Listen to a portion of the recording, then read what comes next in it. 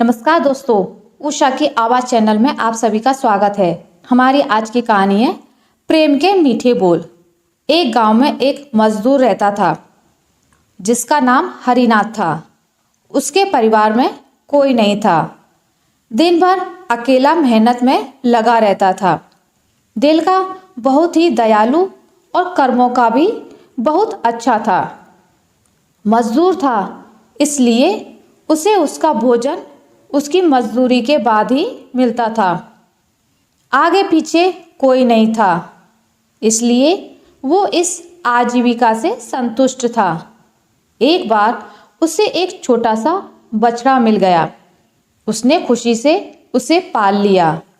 उसने सोचा, आज तक वो अकेला था, अब वो इस बछड़े को अपने बेटे के जैसे पालेगा।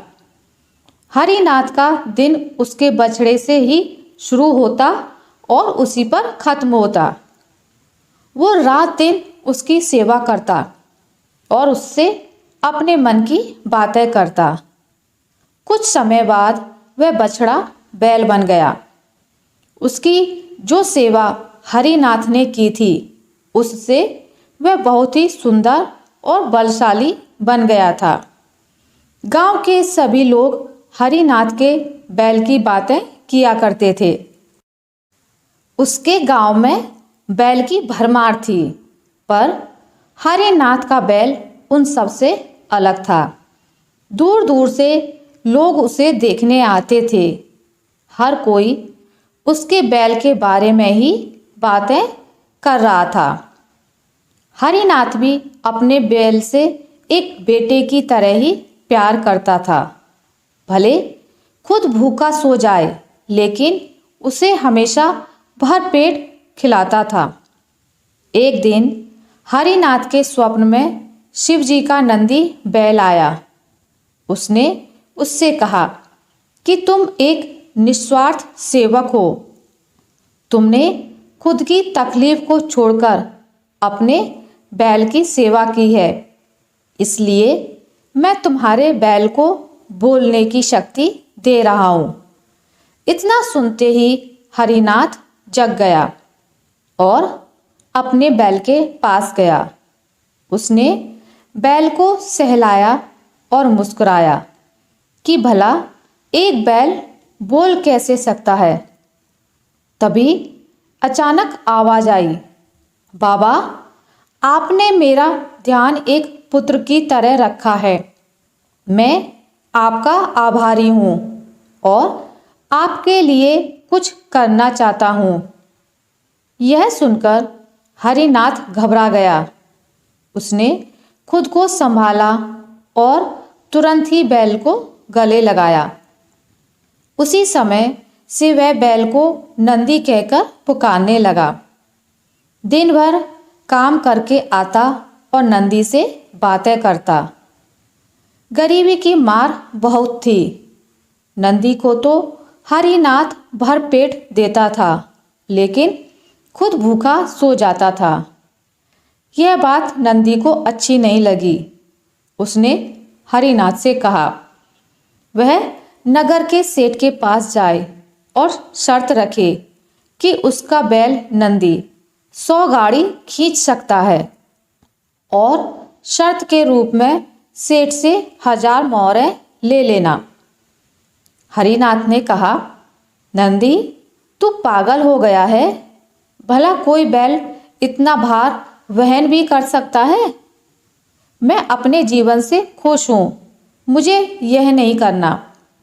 लेकिन नंदी के बार बार आग्रह करने पर हरिनाथ को उसकी बात माननी पड़ी। एक दिन डरते डरते हरिनाथ सेठ दीनदयाल के घर पहुंचा। दीनदयाल ने उससे आने का कारण पूछा।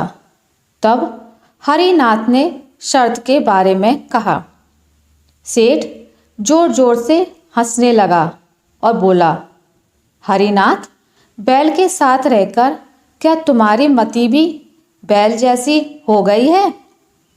अगर शर्त हार गए तो 1000 मोहरों के लिए तुम्हें अपनी झोंपड़ी तक बेचनी पड़ेगी।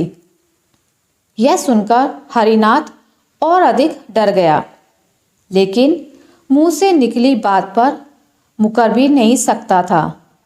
शर्त का दिन तय किया गया और सेठ दीनदयाल ने पूरे गांव में ढोल पिटवाकर इस प्रतियोगिता के बारे में गांव वालों को खबर दी।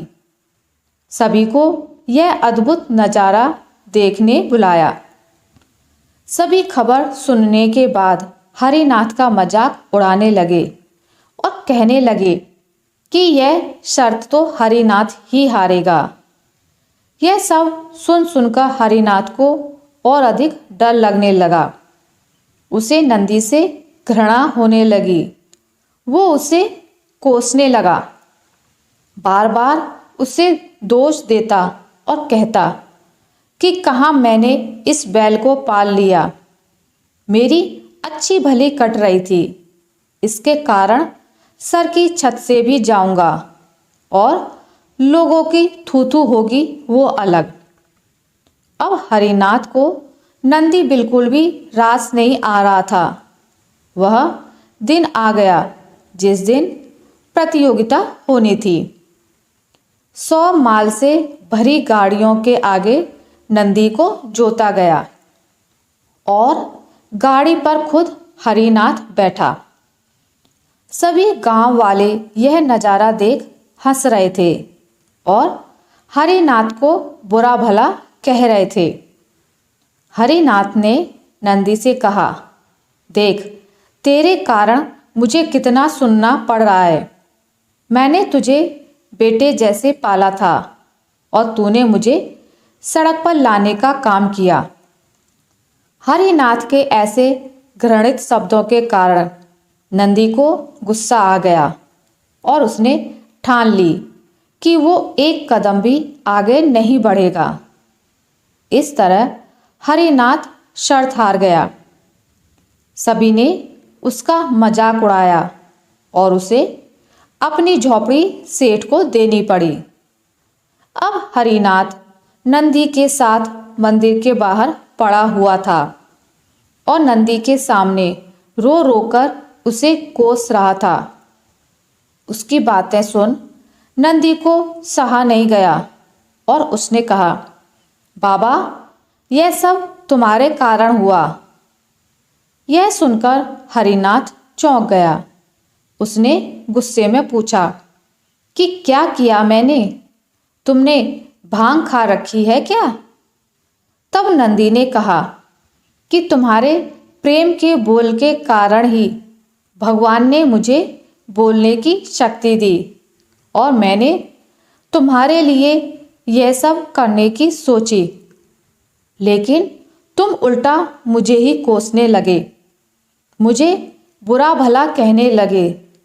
तब मैंने ठानी मैं तुम्हारे लिए कुछ नहीं करूँगा, लेकिन अब मैं तुमसे फिर से कहता हूँ कि मैं 100 गाड़ियाँ खींच सकता हूँ।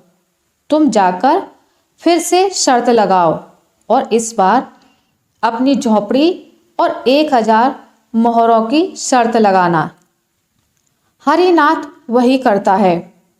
फिर से शर्त के अनुसार 100 गाड़ियाँ तैयार कर उस पर नंदी को जोता जाता है। फिर से उस पर हरिनाथ बैठता है और प्यार से सहलाकर उसे गाड़ियाँ खींचने को कहता है। इस बार नंदी यह कर दिखाता है, जिसे देख सब स्तब्ध रह जाते हैं और हरिनाथ शर्त जीत जाता है। सेठ दीनदयाल उसे उसकी झोपड़ी और 1000 मोहरें देता है। जीवन में प्रेम से ही किसी को भी जीता जा सकता है। कहते हैं प्रेम के सामने ईश्वर भी झुक जाता है। इसलिए सभी को प्रेम के बोल ही बोलना चाहिए। आशा करती हूँ आपको मेरी आज की कहानी अच्छी लगी होगी। अगर आपको मेरी ये कहानी अच्छी लगी है तो इसे लाइक करें, ज़्यादा से ज़्यादा शेयर करें और अगर आप मेरे चैनल पर नए हैं तो इसे सब्सक्राइब करना ना भूलें। मिलते हैं एक नई कहानी के साथ, तब तक के लिए नमस्कार।